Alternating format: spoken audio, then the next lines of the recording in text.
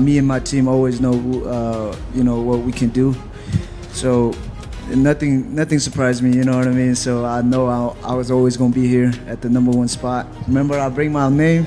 Yep. Now it's #1, Joshua Van. And he had a warning for the champion waiting for him. My takedown defense is on point too, so he never fought Joshua Van.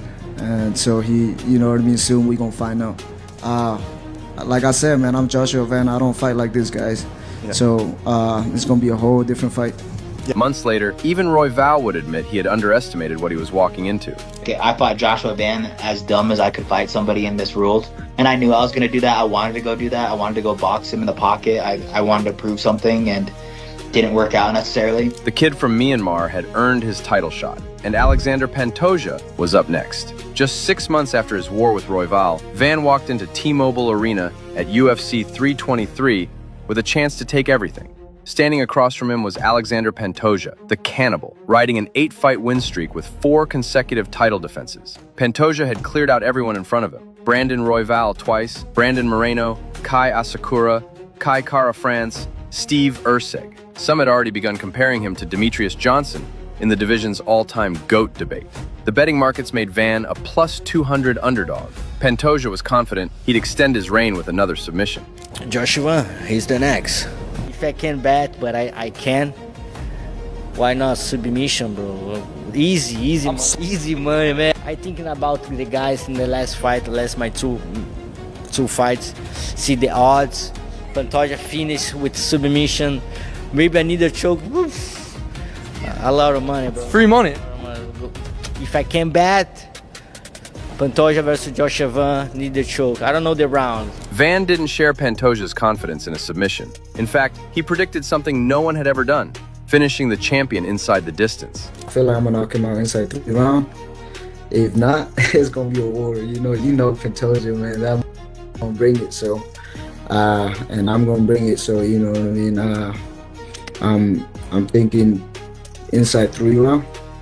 But I'm well prepared for a 5-round too. So Pantoja, for his part, knew exactly what he was facing. I feel this similar mindset, Joshua Van, you know.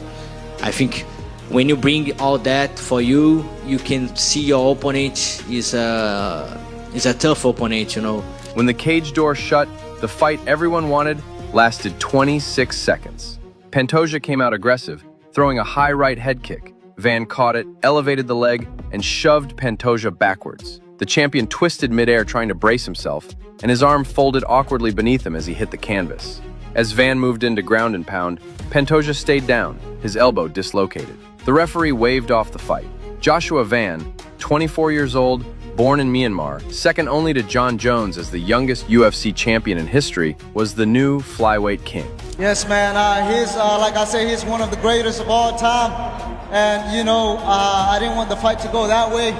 Maybe the UFC will figure something out, man. It wasn't the way Van wanted to win, and he said so. But the doubters came hard, and they had a name for him. Paper champion. The injury, they said, hadn't been Van's doing. Pantoja had beaten himself. Van hadn't earned the belt. He'd been handed it. Van wasn't having it. I pushed him, and that's when he broke his arm. Didn't think it was an accident. I made it happen. And when pressed about it, he went even further. He kicked me, I pushed him, and I think a black belt should know how to fall. Van had the belt. But to shake the paper champion label, he needed something the Pantoja fight didn't give him. A legitimate, undisputed, no asterisk title defense. And waiting for him at UFC 328 was the perfect test. For Van's first title defense,